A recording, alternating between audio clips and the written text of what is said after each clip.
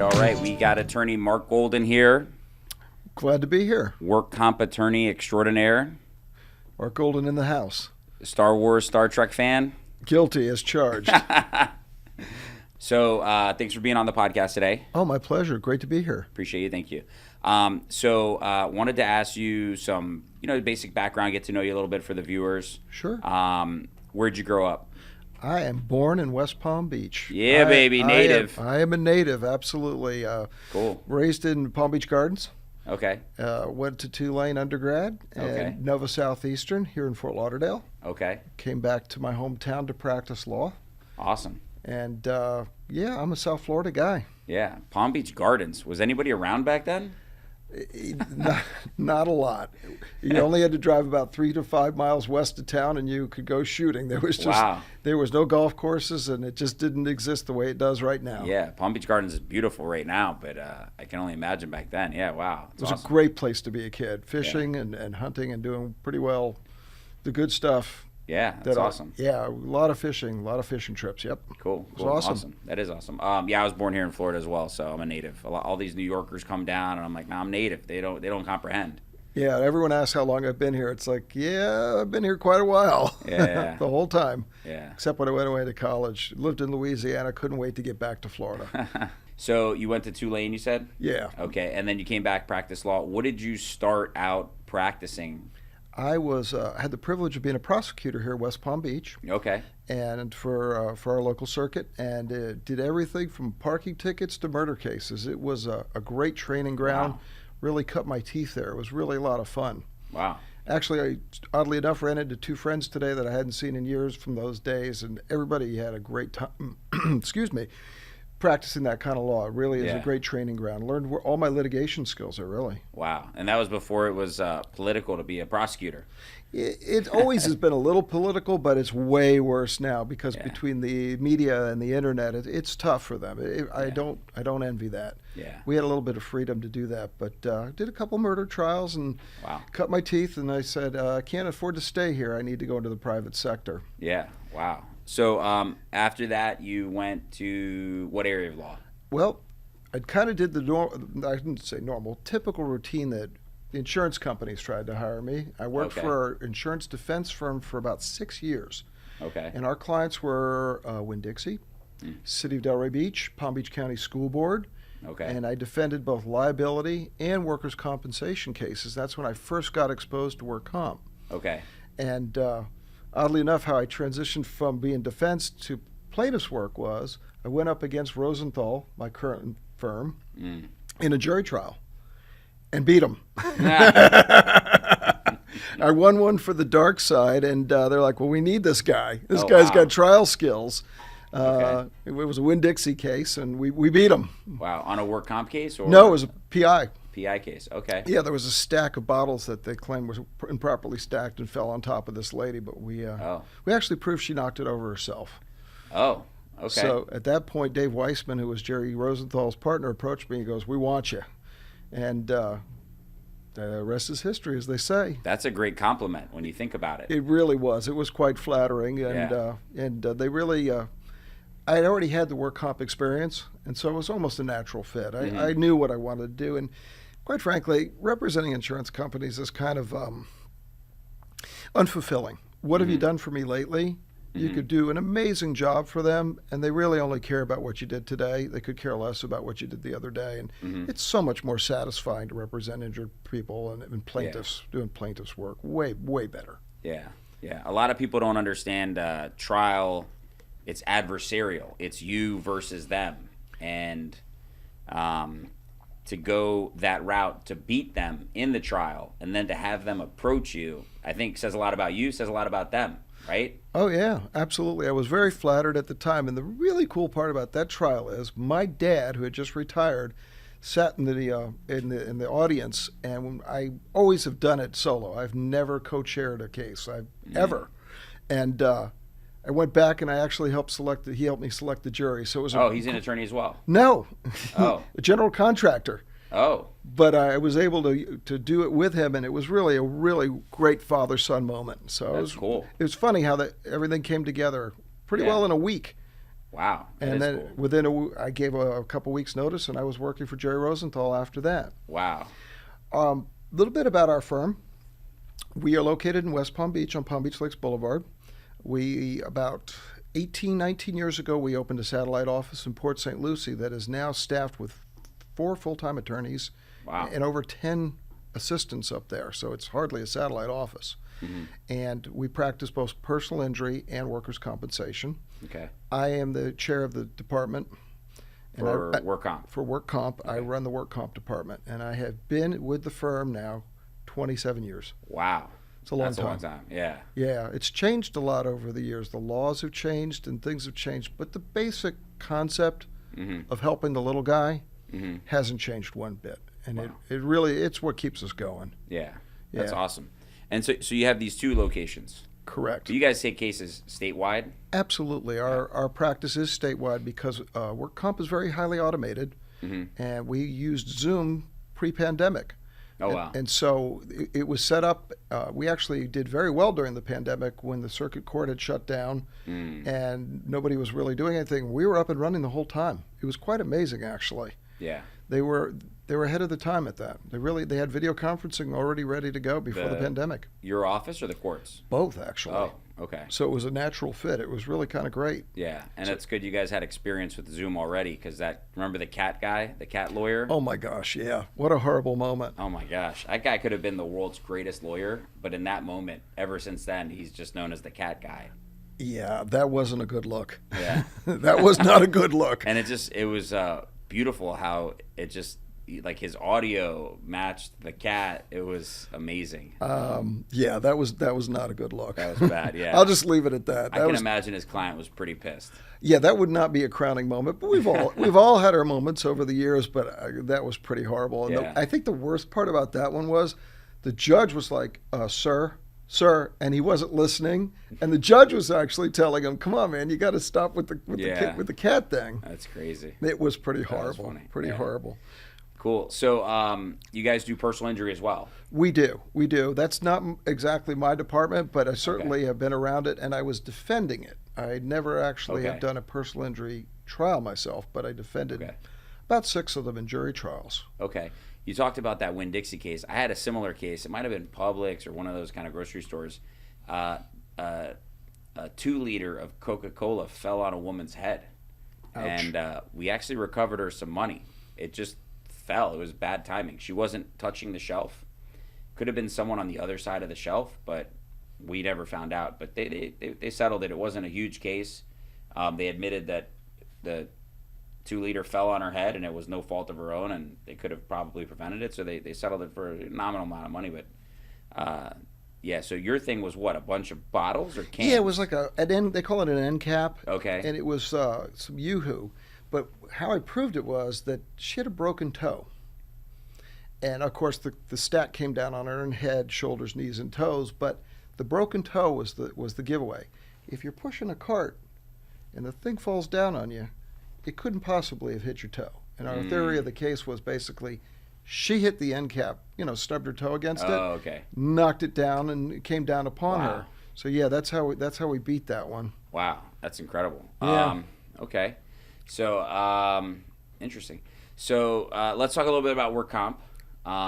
That's something that you handle on a contingency basis, Yeah, right? Can you explain that? absolutely. One of the things, and one of the most common questions we get asked is, can I afford to hire you? And the answer is easily. And the reason is, just like in personal injury, there's no charge up front. We do it on a contingency basis. There's a little subtle difference in work comp from personal injury. In a personal injury case, until the case is either resolved by a settlement or a jury trial, you don't see any money and nothing benefit-wise is paid. Okay. Work comp's a little different in regards to that because they kind of pay as they go. So the difference in our work comp world is if someone comes to me and says, Mark, I got injured and, I'm not getting any benefits, I can file a claim, which is called a petition for benefits, and get benefits right now and get a hearing, give or take, in about 90 to 120 days in front of a judge. Okay. We don't have juries in workers' compensation because it's considered an administrative procedure. Okay. But the burden of proof and what we do legally is just as hard as anything else, and we can circle back on that in a little bit. But so what happens is we can represent someone for, let's say they're not getting paid. They've been out of work for 90 days and they're not getting paid, and we can claim those 90 days. And if I prevail against the insurance carrier, they pay me, and the client gets paid the 90 days. Okay. So it's set up to be a system of benefits. The most common thing also is denied medical benefits. Happens all the time. If we get a doctor, like I'm arguing right now over a lady who claims that she's got a chest injury, but she had the same shoulder operated on, but they don't want to take that. She fell down some stairs, put her arm out in front of her. Okay. It's pretty obvious to see that if she shattered her shoulder doing that, she could just as easily have torn her pectoral muscle. They say, no, we're not accepting the pectoral muscle. So if I litigate that and win it, it's against a very large amusement company in the Orlando area, so it would be quite interesting if I could win it, because they yield a lot of power. Hey, man, we're going through that in Florida right now. That's in the They news. yield a lot of power. But if I can win it, and we're looking into it in a little bit more detail, I will get paid and she will get a doctor. And so the system is set up so that I can do a medical-only claim and do that on a contingency basis. Okay. And it kind of levels the playing field because, let's face it, worker against a large corporation, you got to have somebody to try to level the playing field, because they're not going to fix that with a phone call to the adjuster and say, hey, could I please have this benefit? You know, the insurance companies, unfortunately, are in it for the dollar, and they want to pay as little as possible on a claim. Right. Let me ask you about that. You said she might have some kind of pectoral tear or something. She can't get an MRI or some type of diagnostic studying approved from the employer to see that? They won't even approve an image? No, we could get that. Okay. But in terms of getting it compensable to maybe be surgical or something more invasive, at the moment it's totally denied. Wow. Yeah, Okay. totally denied. And so we have this in-between stage in workers' compensation that a lot of people don't understand. Even our own clients don't sometimes understand, because they're always focused at the end. And really it's a journey. It's a journey of recovery, just like in a personal injury case, and a journey of getting to maximum improvement, which is this mysterious legal fiction of you're not getting better anymore, and trying to get the most we can for them on that journey. And then when we're done, see if we can get a settlement as well. And we do settlements all day long. But in terms of the back benefits, it generally is only future benefits, because we've already gotten those back ones, if that makes sense. Okay. Yeah. So you're basically saying that the employer pays for the medical care, and then at a certain point, you decide. I guess maybe they decide, their doctors decide, patient's not improving from any future medical care. So at that point, there will be some type of a negotiation. Hey, listen, we want to close out, the insurance company for the employer wants to close out the claim, and they're willing to pay some money to resolve that out. Is that what you're saying? Exactly. Okay. That's exactly what's going on. But here's a big difference again between a car accident case and work comp. Yesterday I was in a mediation for 8 hours on a case from 1994. Oh, wow. Now, this entire time, this person's been paid benefits for being totally disabled and medical benefits. But it's a continual struggle with the insurance company. We're not going to cover that anymore, or that's not part of our responsibility. And so the goal in someone like that is to resolve that, get them out from underneath it, give them enough to survive on their own, Okay. and then move on. And so we do those kind of settlements too. It's not unusual to see a work comp case that's over 5 years old. We don't like it. Yeah. Usually it means that person is egregiously hurt. I mean, it's not just like I got better and went back to work hurt. It's generally permanently disabled hurt. Wow. Okay. So those come up all the time. We also see, unfortunately, death benefits, which is always horrible. But it does exist in work comp, and people do get killed, and we see it in the media all the time. The worst part about those cases, and this one is difficult to explain to a lot of people, it's capped at $150,000. And it isn't even paid out in a lump sum. It's paid out in small increments to surviving minor children and a spouse, and not even to a common law spouse. So it's really one of the harsher things that I see in the law. Wow. So you're saying, when you say common law spouse, you're saying they've been together for 7 years, longer than that, and they're not legally married, so they get no benefit from the workers' compensation death benefit. None whatsoever. But Wow. their children will. Okay.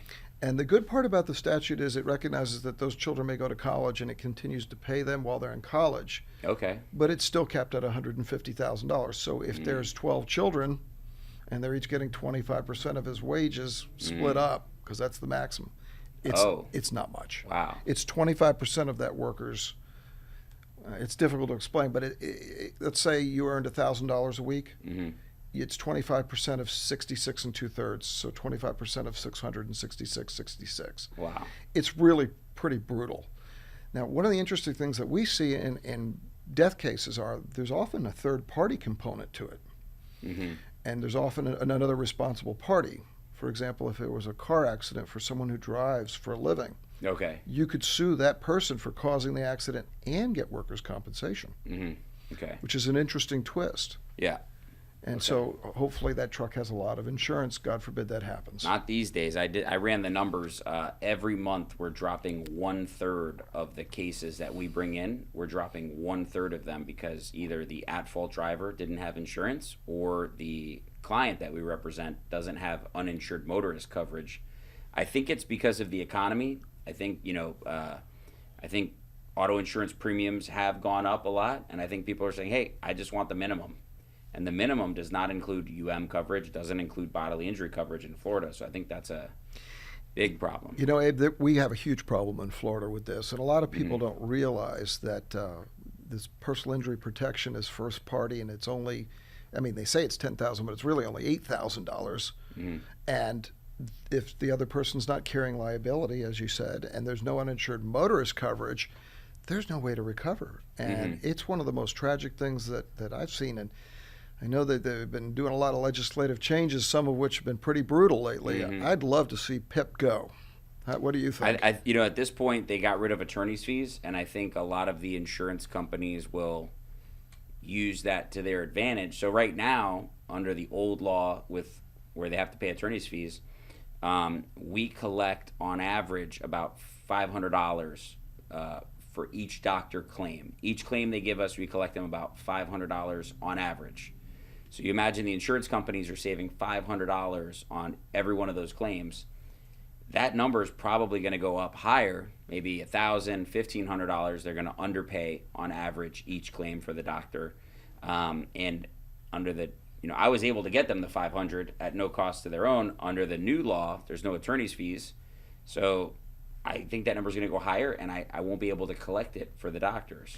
Will the doctors pay you a retainer to help collect? I think they're going to have to. We haven't finalized all that yet, but it might end up being a percentage basis. Hey, contingency fee based off of what's collected. Because doctors want money, they don't want to spend money to make me get it. But they'll say, hey, we can split the profits somehow. The money you collect somehow we'll split it. So that's a possibility. Nobody really knows yet. We haven't even gotten there. The good news is the governor did allow very clearly in the statute old claims, old policies before the law went into effect there are attorney's fees. Well, that's good to hear. So that's good, but that's going to phase out over time. Yeah. Well, in 2003, the legislature passed a sweeping fix of what they said of workers' compensation, and they so limited our attorney's fees. It took 13 years to get it before the Florida Supreme Court, but they said, no, this is unconstitutional. These fees are so low and so restrictive that it limits people access to our courts and violates the Constitution. And so since 2016, we've been kind of back to the way we were pre-2003, and we are doing a great job with our cases. It's funny, this common thread of insurance companies not wanting to pay claims.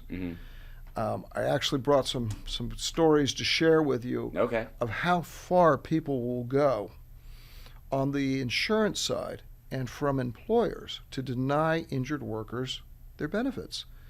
All because of this perception that, oh, my premiums are going to go up, so I'm sorry this guy's leg was cut off, but I'm going to lie and say it didn't happen. I mean, how can you sleep at night doing that? And then these insurance companies that are saying, well, it's true you have a claim, but we're only going to take or I've got a guy who has a bad foot right now. We're only treating the big toe. You fell through a hole 6 feet, your leg went in it, but we're only treating the big toe, not the ankle or the foot. I don't know where they make this stuff up.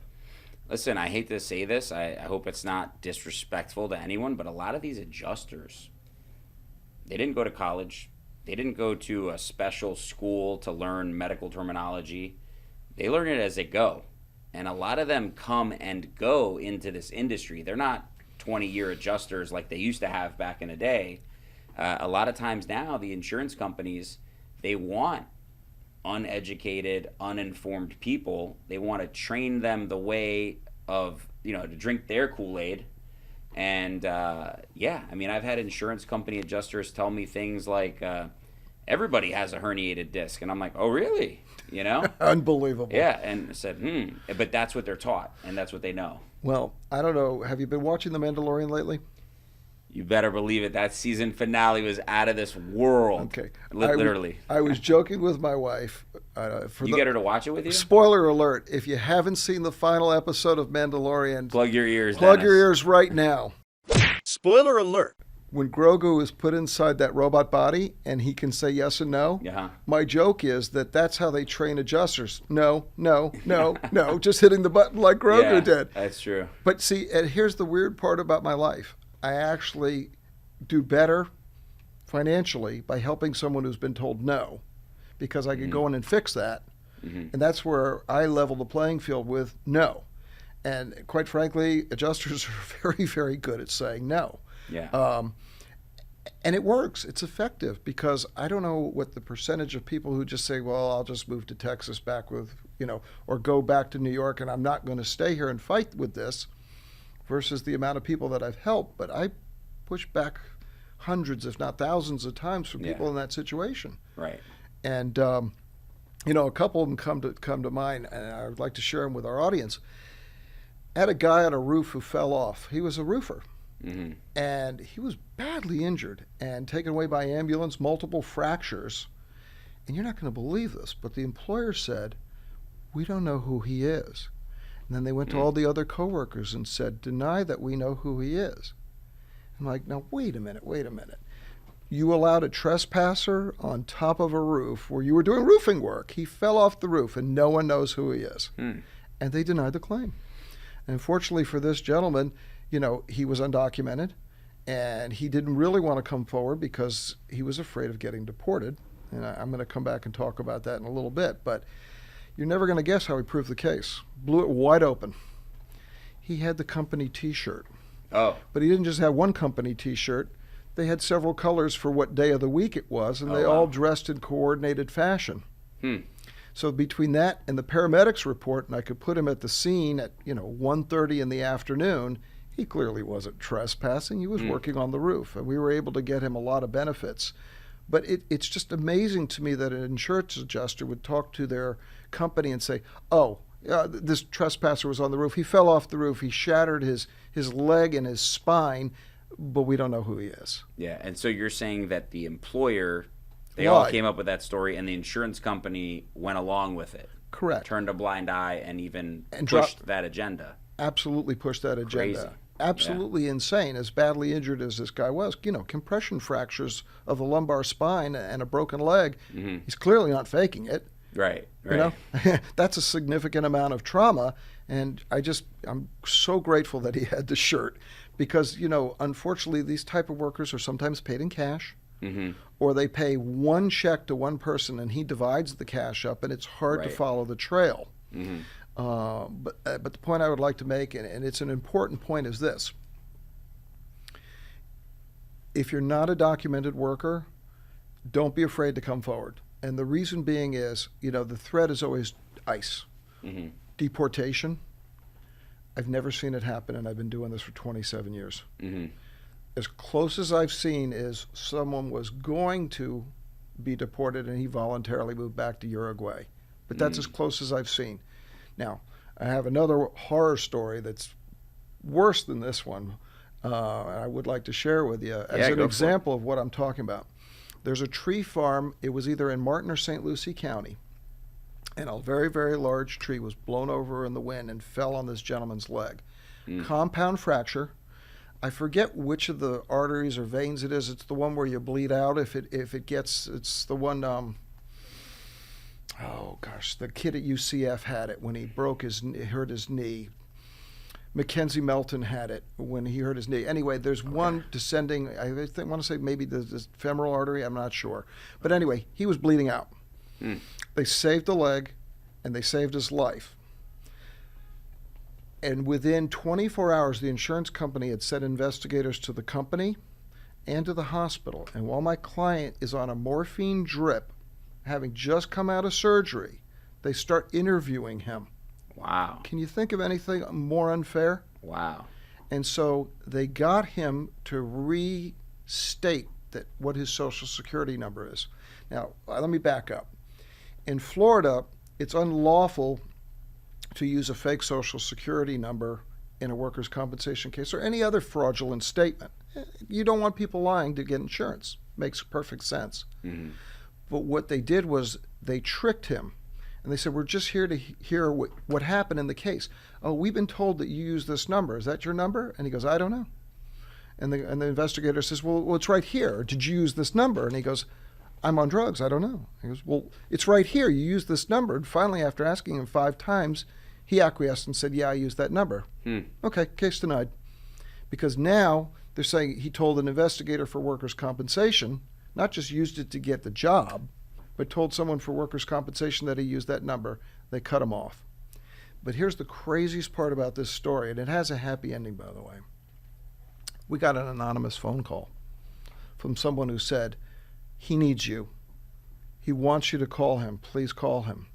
And it wasn't until after I settled with him, won the case, that I found out that it was someone from the office of where he worked. Mm-hmm. And they saw what the insurance company was trying to do, and they weren't going to stand for it, and they wanted it to be made right. And they put him in contact with us. Absolutely very brave thing to do, because they could have lost their job. Mm-hmm. He had been there 20 years, Abe. Wow, he worked for the company 20 years? Yeah, and They still were trying to pull that on him. Can you imagine? Wow, and there's insurance for this. Absolutely, there was insurance for it. Why would the employer do these things? Was it the employer? Well, the to a certain, company? We were never really sure who was complicit with us and who was against us, but I knew the insurance carrier was pushing their agenda. Mm-hmm. But it's about to get a little worse before it's going to get better. They came and arrested him on a felony charge of being in possession of a false ID and applying for employment using false credentials. Not work comp fraud. But unfortunately, again, in our business, any fraud at all that's involved in that is like the death benefit for claims. Okay. And so I actually went and met with the prosecutor. And I told him about my history. I told him what was going on, and I actually convinced him that he was being a tool for the insurance company and a pawn. And he dropped the charges. Wow. He dropped the charges. Wow. Yeah. Meanwhile, this man who's been married in America for 25 years, lots of kids attending school here, was thinking... Working. Not some paying taxes. Illegal immigrant just mooching off the country. No, paying Guy taxes. had a job, a family. Yeah, he was 20 years at the same company. He was paying his taxes and doing what he should be doing, and they still did this to him. So the good news is the doctor saved his leg. I got the case accepted. I was able to keep him from getting deported. And to my knowledge, he's healthy and doing great and back to work, hopefully for somebody else. Yeah, but unbelievable. I couldn't believe the lengths they were going through to try to deny him benefits. Wow. It's a sin. Yeah, it is. I don't know how people live with themselves doing that. I had a question for you. You mentioned the Social Security number. Now, was it the issue that he gave at the time of hiring 20 years ago, that he gave the wrong Social Security number, or that he gave it to the insurance company? Initially, he used that to get the job. Okay. But it was his real name, and it was real identity. You know, I don't remember exactly how he got it, but apparently during some border crossings, there's a lot of people who go to on some of the immigrants and say, hey, for $200, here's your number, work under this. Okay. But what happened was, by getting him to restate it to an insurance investigator, that's what they considered to be their ace in the hole. But the truth is, fraud kind of goes both ways in workers' compensation. And so what I did was I filed a fraud case against the insurance company. In the administrative court for work comp? Correct. Okay. But here's where our statute is lacking. The penalty to a claimant, to an injured worker for that, is basically the death penalty. The case is over. Okay. If the judge fines for it, you have to cut off all benefits and refer the case to the Department of the Insurance Commissioner for prosecution. Okay. However, the penalty for an insurance carrier and an employer for committing fraud is striking of their legal defenses, which, as you would recognize as a fellow attorney, is literally no big deal. Nothing. Yeah. Nothing. I still have to prove the case when I go before the court, even if they have no defenses, right? Right. So it's like slap on the wrist, don't do that again. Mm-hmm. And so, this is one of the really horrible disparities, that we see in Florida work comp. Mm-hmm. And those 2003 changes that we were talking about, where they tried to really get rid of the system by making it so restrictive, it literally only flows one way. Mm-hmm. Very unfair. Yeah. But we got some really good traction on that case. So that's a really, really good story. Yeah. It has a great ending. And so a lot of people don't understand work comp is actually, when you mention the Constitution and unconstitutional, we trade off the right to sue our employer for being injured on the job, which is your constitutional right to go after someone who's been negligent towards you. You trade that in exchange for a guarantee of benefits, a guarantee that they'll pay your medical bills, a guarantee they'll pay your lost wages, these sorts of things, a death benefit. There's got to be a plus and a minus. It's got to zero back to net zero emissions kind of thing. But a lot of times it doesn't. They take away attorney's fees. Right. They take away Reduce your right benefits. they reduce the benefits. Yeah. They limit the doctors you could go to. You don't pick your doctor in work comp. You have to go to the doctor your employer/insurance company tells you is your doctor. Correct. They call that the Great Bargain. Okay. And it goes back to just before World War II, actually. And you don't have to, what you got back in is you don't have to prove negligence. So you could be clumsy. Mm-hmm. You could trip over an extension cord, as long as you're not on a bathroom break. As long as you're at work and you're doing something in furtherance of your job, even if it's your own fault, you get workers' compensation. That's the plus side. The downside is, as you pointed out, you're stuck with their doctors. You have an administrative process that the insurance company arguably still has the upper hand to a certain extent, and there's no pain and suffering. Right, that's what they took away. And that's the biggie. Mm-hmm. You can't come forward and say, I was doing great. I was a Boca Raton firefighter, and I was making $100,000 a year, and I loved my job, and I blew my knee out. And now I work in plumbing section at Home Depot, and no disrespect to Home Depot, but at a retail store, and I make $35,000 a year. Who's going to make up the difference of that $65,000? And the answer is no one. Mm-hmm. That's the great bargain. And just since I've been doing this, I've seen benefits go from here to here. And what we have left now is just enough to pass constitutional muster. Mm-hmm. And I'll give you an example. People get impairment ratings. And the easiest way to think about it is you cut your finger off, it's 3% of your whole body. So these days, that would pay you about a month and a half of your wages. But back when I first started doing that, it could have been up to 2 years of wage replacement. So my $100,000 firefighter now making $65,000 less could have gotten about 80% of that $65,000 for a few years till he gets back on his feet. Mm-hmm. They used to call that wage loss. And now it's an impairment benefit that only pays weeks, not years or months. Just an example. Yeah. Psychologically, if you lose your finger, it's not the end of the world, but it's your finger.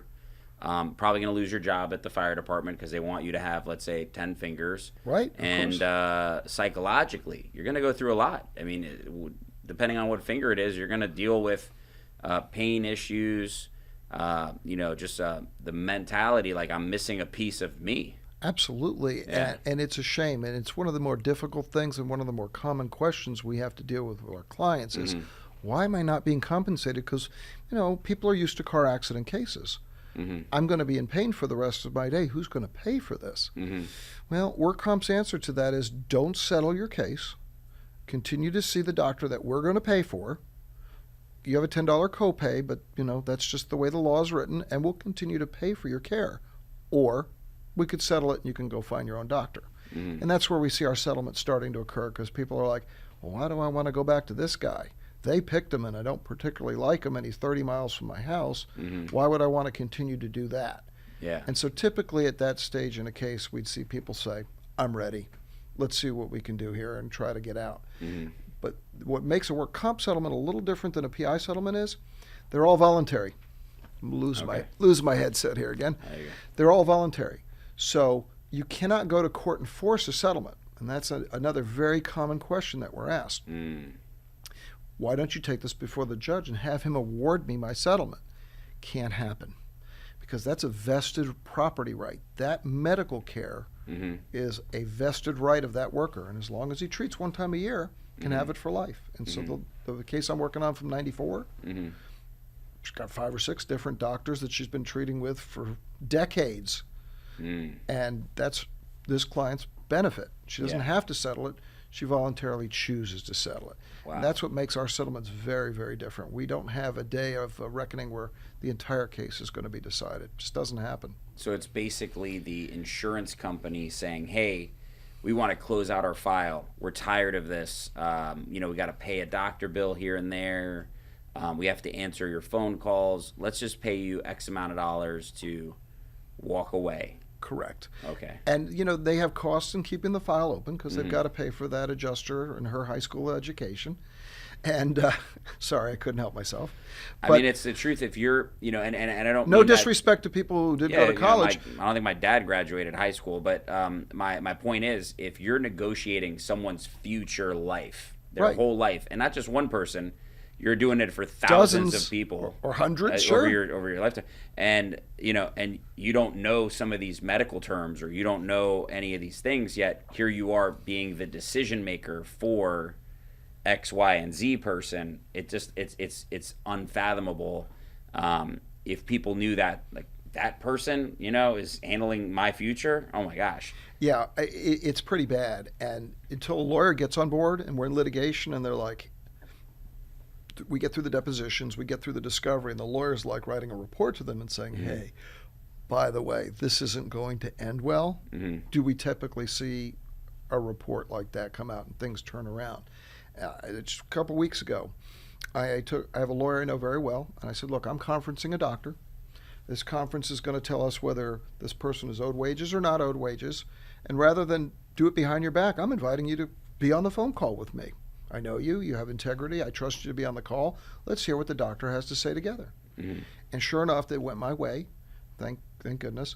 And the benefits needed to be turned back on. You're not going to believe what happens the next week. They start setting depositions of other doctors and witnesses. So I call the lawyer up. I go, were you not on the same phone call with me? And she says, yeah, I was. I go, what's going on? I don't call the shots. The adjuster's calling the shots. They're telling me what I have to do. And I said to her, I'm going to slaughter you. She goes, I know. It's crazy, but it's true. And that's what they get paid to do. They get paid to fight because the insurance company adjuster, person at the insurance company, wants to.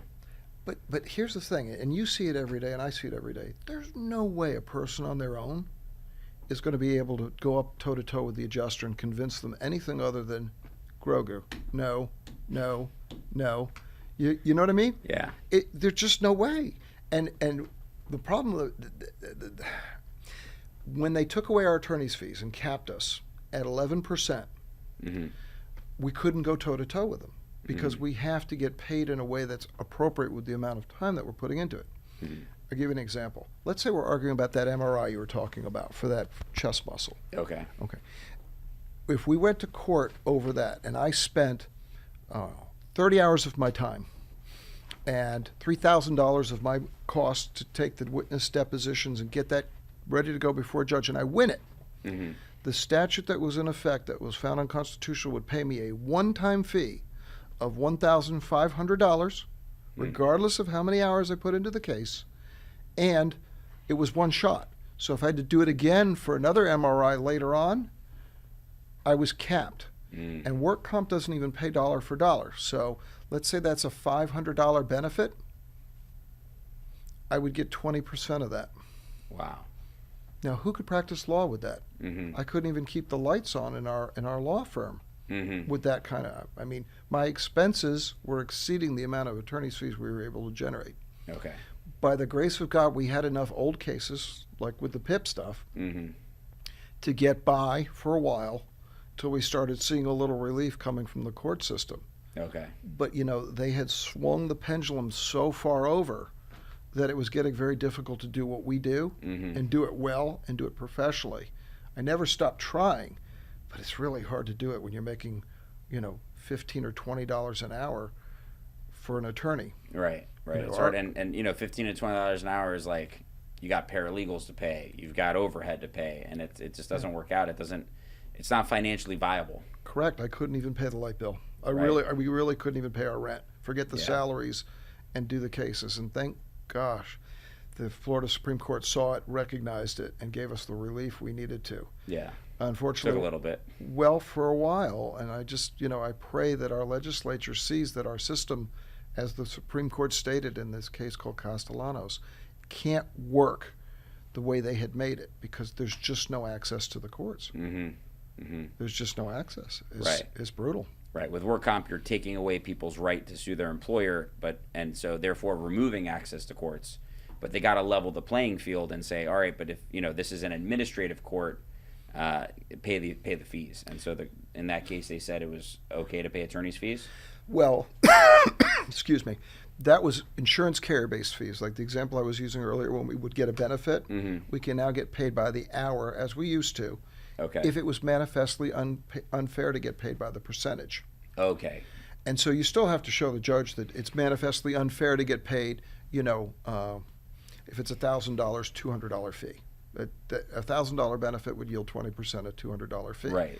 Under those circumstances, we can now go to the judge, who ultimately has jurisdiction over our fees, and say, look, I'm a 30-year lawyer. I put 35 hours of real time into this case. Here's my timesheets, and I wish to be paid. Deviate from the percentage because it's manifestly unfair.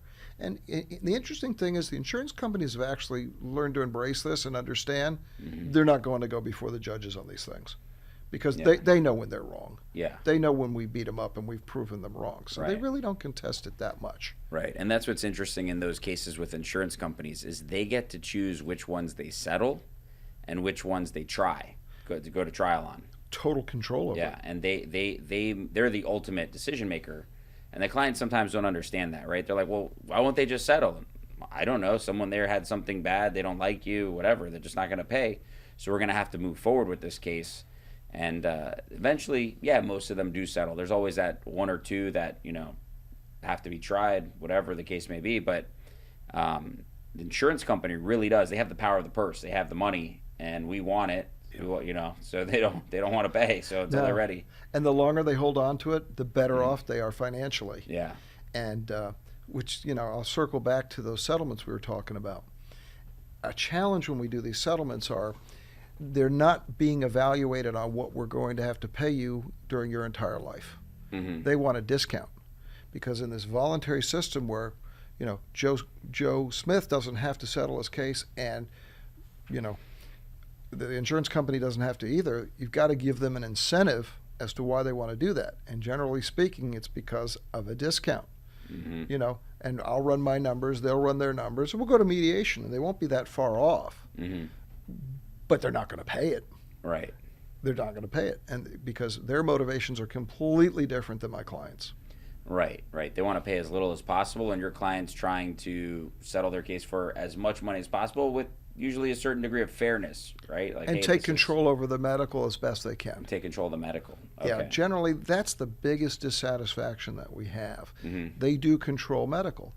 And, it's a matter of economics.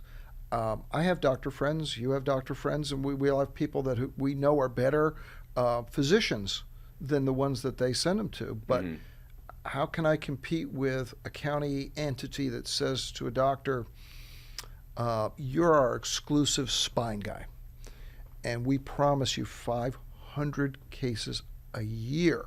Mm-hmm. Who do you think he's going to side with? The governmental entity or Marc Golden and Joe Smith? Right. So it's a constant battle with this. Now, They are bound by ethics, and I would hope the doctors, abide by their ethics. But there are times when I've seen really odd opinions, and we know why. Because they want another 400 cases from this entity. They want to stay on the list. If they go against the grain, if they recommend somebody for surgery that they should get a surgery, the county or business, the company, the employer will stop sending them. They'll take them off the list, and they won't get those patients anymore. Take their business elsewhere. Yeah. But I have to tell you, though, just this week, something like this happened in one of my cases. I obviously, for confidentiality reasons, don't want to go into too much detail, but this person had problems from before that were surgical and fell and got a re-injury. And they picked one of the most conservative guys that you would ever know. And I'm sure you know who it is, but I won't say who it is. Maybe we'll talk afterwards. And it went my way. Oh, wow. He said, oh, my. Yeah, there's something going on here. This ligament doesn't look right. You go see my partner. I'm like, oh, here we go. So he sends him to his partner, and guess what? The partner says, yeah, there's something very wrong here. I agree. With the non-work comp authorized doctors, this needs to be fixed. So it restored my faith in mankind. There are a couple good apples out there, and every once in a while they show up. But more often than not, they don't. Wow, yeah. Yeah, so luckily for my client, I think she's going to get her problem fixed, and hopefully when they go back in and fix whatever it is they're going to do in there, that she can get back to baseline. Yeah. Now, they never have to bring her back much beyond that, and that's another weird part of work comp. We've got this thing called major contributing cause. Okay. And like you were saying before about pre-existing, that herniated disc pre-existed. If work comp can show it pre-existed, they don't have to treat it. Oh. Only maybe aggravating a little bit and treating a little what we call palliative care, just pain control. Okay. But they don't have to treat the disc. And so that's another trick we see a lot. The radiologist says it's age indeterminate. We're going to say that disc is years and years old. So we'll give you, a couple Advils and some Band-Aids, and good luck to you. We've had pretty good success pushing back on that one. Interesting. Because if you take a little bit deeper dive, there's always a little bit of medical evidence that shows something more. A bruise, a scrape, maybe some edema, a fancy lawyer word for swelling, or a fancy medical word for swelling, that says that disc is more recent, and we're able to get around that major contributing cause. But aside from you're not allowed to get work comp benefits and you weren't working, that's the next card we see the most. Okay. Your accident didn't cause this. Okay. You're older, and that's been there. And it is valid sometimes. I mean, nobody got arthritis in their knees a week after they fell and injured themselves.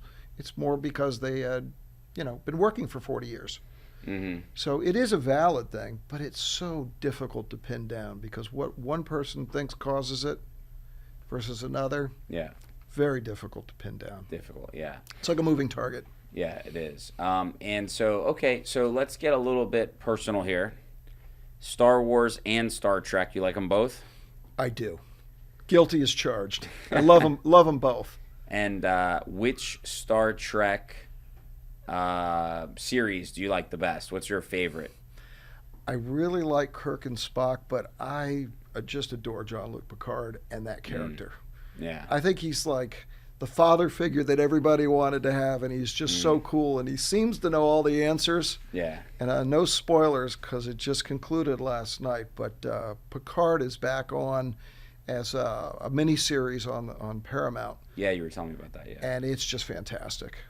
Is it with him, though?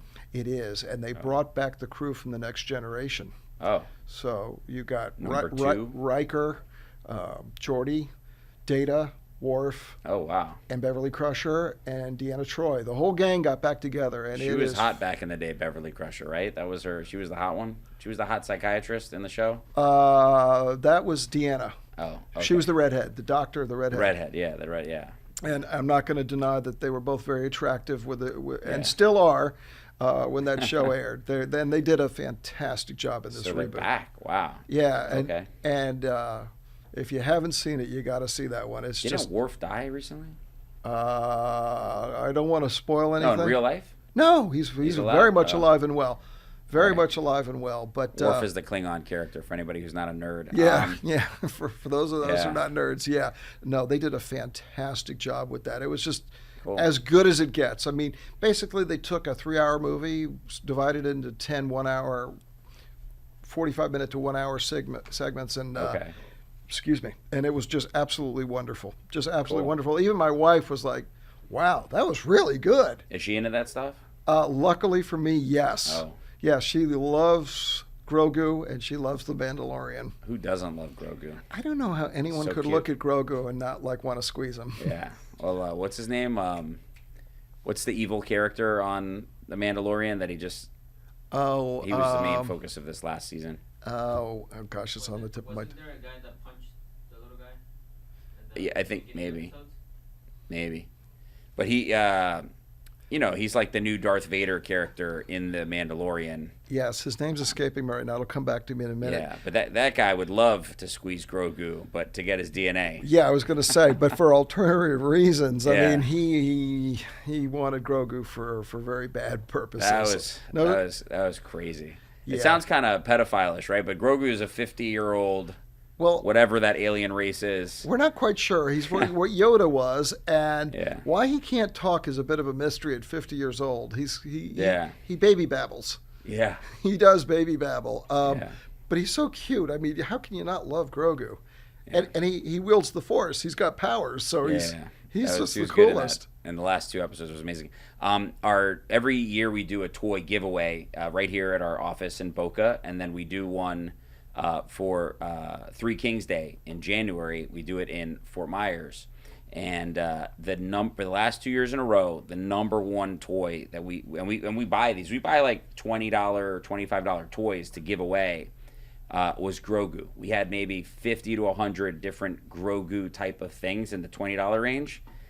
And these kids, they were the first things to go. If your parents loved you enough to bring you early before it started and you got in line early, they all wanted Grogu. They saw Grogu, they're like, I want it. I don't even know if they're old enough to see The Mandalorian, but they just know who Baby Grogu is. Yoda, and they want it. Marketing genius. Yeah. Whoever out of this came up world. with that, marketing genius beyond Yeah. description. Should be able to retire at this point, whoever came Absolutely. up with that. Yeah. Just marketing genius, because nobody looks at Grogu and doesn't say, oh my gosh, he's the cutest thing ever Yeah. in the universe, in the galaxy. Yeah, in the galaxy. Absolutely, yeah. No, I can't think of the big baddie in Mandalorian right now. It's not coming to me. I can look him up. We got like 30 people behind the cameras. Nobody's looking it up for us. Dennis, get it together, dude. I thought you had this crack research department. It's just a bunch of monkeys smoking cigarettes with ankles or chains around there. Can you move this way just a little bit so he's out? Okay. This way. Is it like the ant guys in Men in Black? They just Yeah. sit around, drink coffee, and smoke all day long? Yeah. Worm guys? Yeah, I think that's from Family Guy, the monkeys with the Okay, chain. Season 3, Mog Gideon or whatever. No, Moth Gideon. Moff Gideon. Thank Moff you. Gideon. Yeah. Thank you. Moth Gideon. Moff Gideon. He's about as evil as it gets. Spoiler alert. He's like Darth Vader, not even light. He's a bad, bad guy. Yeah. Well, not anymore. I didn't say that. Favorite movie?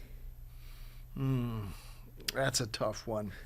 That's a tough one. I would have to say probably the original Avengers movie, because you got Tony Iron Man, you got Thor, you got Hulk coming together, all the original Black Widow, Hawkeye, and Captain America all coming together for the first time. A little awkward, not really knowing what they're doing, and kind of getting their act together. And of course, everybody hates Loki.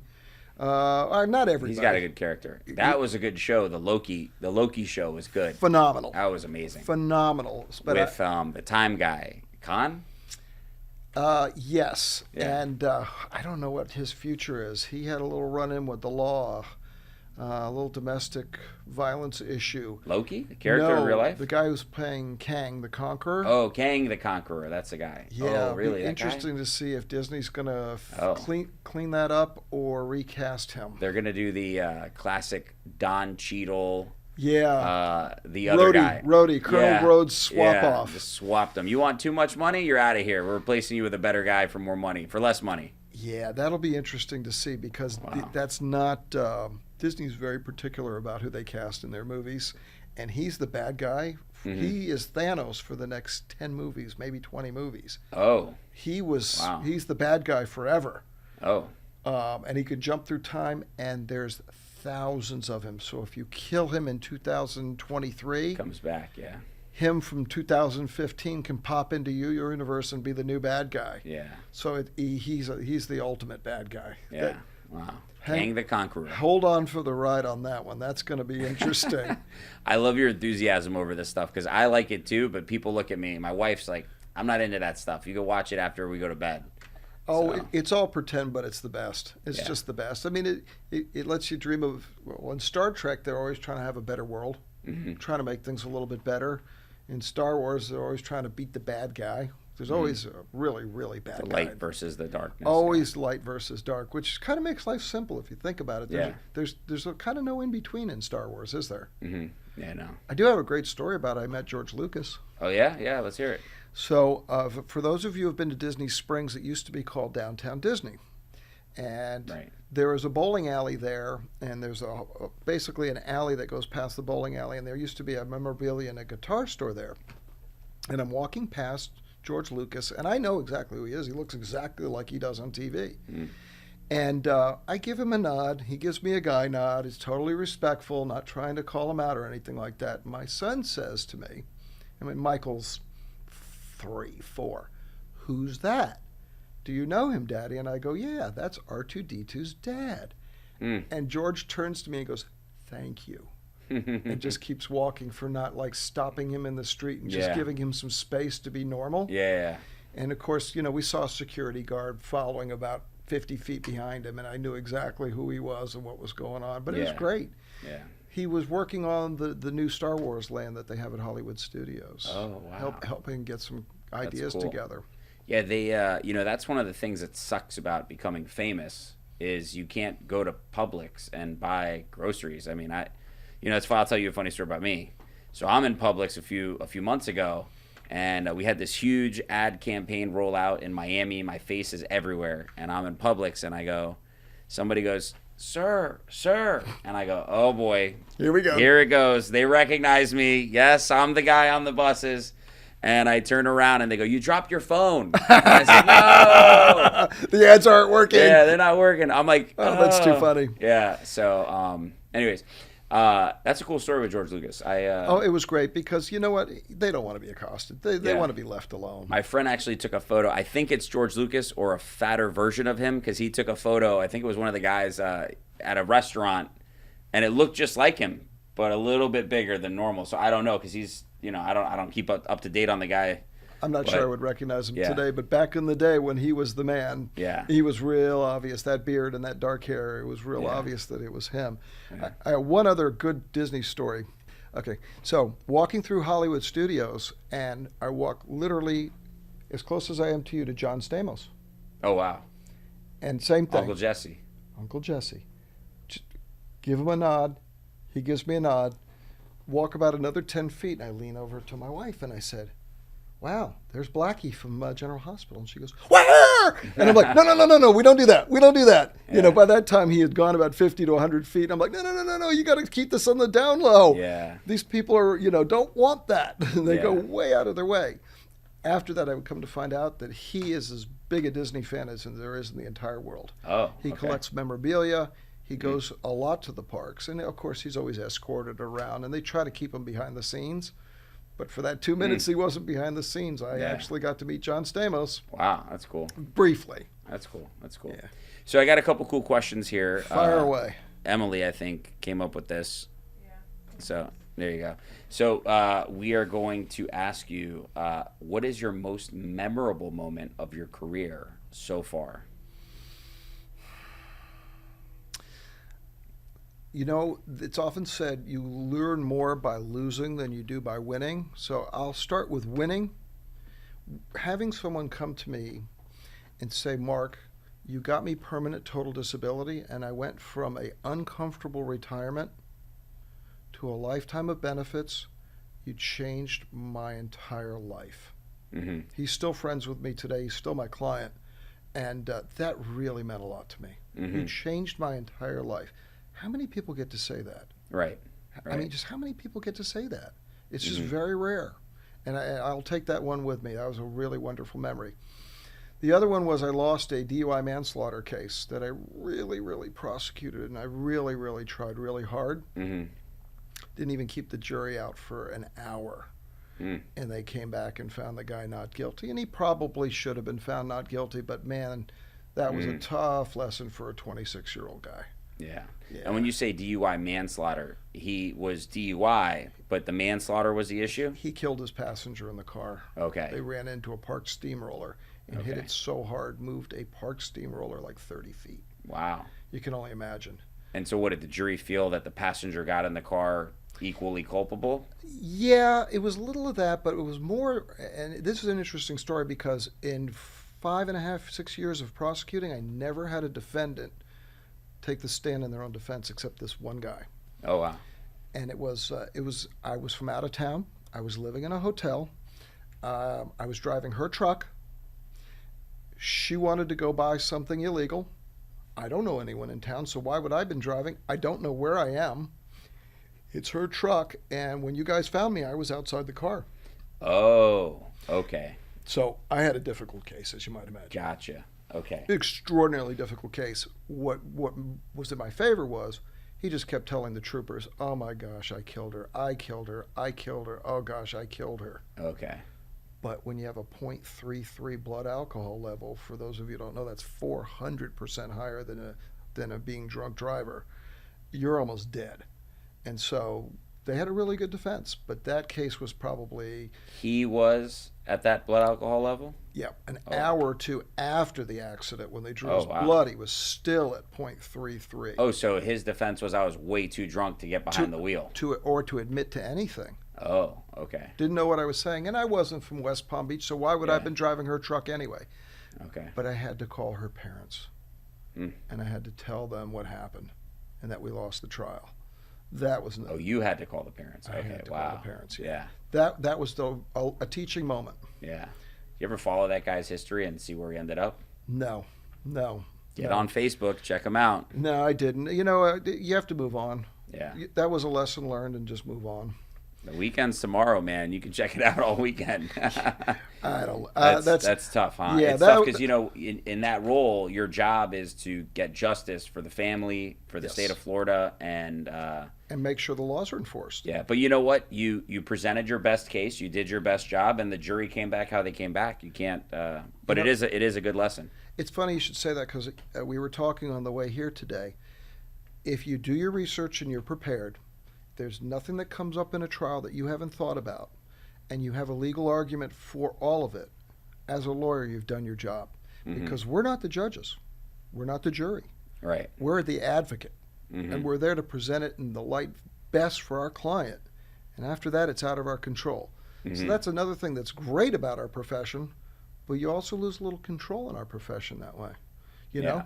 Right. And clients think that, I think at times that you have total control over that. And you do get to pick the jury, but you don't get to control their thoughts. Right. And it's tough sometimes. It is. But it's also very rewarding. Yeah. And it's way more rewarding than it is bad. Yeah. Way better. Yeah. Awesome. Yeah. Okay, so, this is a great question for you. What superpower would you choose for yourself? Superpower. I know you've given this plenty of thought before. Don't even lie. Yeah, I have thought about this one before. A superpower... When you watch the Marvel Universe and you see what the Scarlet Witch can do, you know, she's not really limited to one power. Or even Captain Marvel, she kind of absorbs powers from other people. That's kind of cool. So the ability to learn and adapt from other people would probably be the coolest superpower. But if I had to pick one thing, flying. I think I'd like to be able to fly. I'm a Namor, Aquaman, under the water. I scuba dive. That I would love to be able to breathe underwater. So that would be very cool too. Yeah, flying is the literal opposite, but yeah. They've got to do a little bit more with Namor, I think. They've got to develop him just a little bit more. That was a great character, yeah. Yeah, no, he did a good job. I mean, Wakanda, the most advanced civilization, for those of you who are not as nerdy as we are, that's Black Panther, where Black Panther lives. It's Wakanda. Supposedly the most advanced civilization on Earth was humbled by a guy who lives under the sea in about an hour or two. Yeah. He was tough. He Yeah. was tough. You summed it up pretty good. Yeah, That's they were funny. humbled in about an hour or two. Yeah. Yeah, man, these questions are perfect for you, dude. Did you guys know this? Oh, I paid her off before we started. Who would you like to play you in a movie? I already know the answer to that. Dustin Hoffman when he was younger. He's too old to play me now. But I'm going to go with Tom Cruise. Okay. Tom Cruise. Tom Cruise, Mission Impossible, or Tom Cruise jumping up and down on the couch? Jumping down on the Okay. up and down on the couch, Tom Cruise. Yeah, Tom Cruise. Or Risky Business, Tom Cruise? Yeah, no, I'm not going to do an underwear scene. But no, we'll go with Tom Cruise. Awesome. Granted, I'm a little bit better looking than he is and more modest than he is, but I think he could pull it off. I think he could do me. You got it. That's funny. All right. This is a toughie. Okay. Okay. Tell me something you think is true that almost nobody agrees with you on. That's tough. Oh my goodness. I'm not going to go political. I'm not going to go political I was because going to say conspiracy theories. I got some conspiracy theories I follow. I'm going to go with the government's finally come out and admitted that UAVs, which we used to call UFOs, Okay. are documented. They have them on film, Yeah. and they really exist. Yeah, they released some of the footage. They released the footage. Yeah. When you got two hotshot pilots off of San Diego who ruined their careers to come forward and say, we chased these white Tic Tacs all over the Pacific Ocean, and they were doing things that 50,000 feet to 50 feet above the surface in 1 second. There's something going on there. It's just hard to convince other people that there are, but I believe there's something going on there. What they are, I couldn't say. Wow. But they're real. Yeah. They're absolutely real So you because believe in UFOs? I believe there's something that's up there flying. Yeah. Why, one was over O'Hare Airport for 30 minutes and closed the airport in the 80s, and it was witnessed by 20,000 people. Yet nobody wants to talk about it. Yeah. It's funny because I just saw this yesterday on some social media post somebody showed me from their phone of a plane, and it was a commercial plane, and the people videotaped something flying right next to the plane and then taking off. Right. So yeah, I mean, I think everybody thinks UFOs are real now. I don't know if that's a good answer, but I'll take it. Fair enough. Not too controversial. No, not too. That's good. That's there, good. There are plenty other things that I could step into, but I'm not going to do it. All right. This is my favorite question. Who would you have a drink with, dead or alive, and what kind of drink? I've thought about this one before. It would be Abraham Lincoln, and I would want a bourbon. Okay. I would want to have a bourbon with him in What it. would you wear while you anything? Same as unique? I'm wearing. Okay. I skip the No logo. top hat? Skip the logo. Okay. But I really would like to ask whether he fell into it or whether it was intentional that the Civil War happened in the way that it happened. Whether he was the right person in the right place at the right time, or whether he had manifest that and made it happen. He was just waiting for the right point. You know what I'm saying? Yeah. I really would like to know that because he's one of the most intriguing characters in American history, and somewhat divisive, I might say, too. I mean, I'd also like to know why he became a lawyer after flunking the bar 3 or 4 times. You got me. It's interesting. Abraham Lincoln, everybody credits him with ending slavery, but there's some people who say that it really was just a political move. Hey, tell the people who are enslaved, you're free now.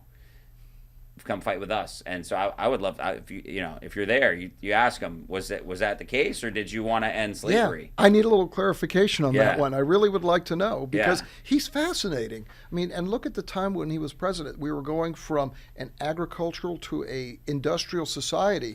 They were starting to have, things made out of iron and the precursor of like a modern machine gun. He had those weapons available to him. Yeah. And I would like to know exactly what his thought process was when he was killing other Americans. I mean, Yeah. think about that concept for a moment. That's Yeah. really heavy stuff. I would love to have just an hour. Just an hour. Plus he's Abraham, so I like that's a great Great pick. name. That's a great pick. Great name. Awesome. So thank you for being on the podcast. This was really a lot of fun. It really was. If you want, can you tell us, look in that camera over there, if you want, can you tell us how to get a hold of you, website, email, whatever you want? Again, my name's Marc Golden. I'm the Director of Workers' Compensation for Rosenthal, Levy, Simon, and Sosa, PA. We're in West Palm Beach, Florida. It's the area code 561 478-2500. You can also go visit our website. We are available 24/7. There's someone always available to take your call, and we try our very best to get back to you during normal hours in less than 30 minutes, and if it's over the weekend, as fast as possible, because we know your time is important. Abe, this has been a pleasure. Thanks. Awesome, man.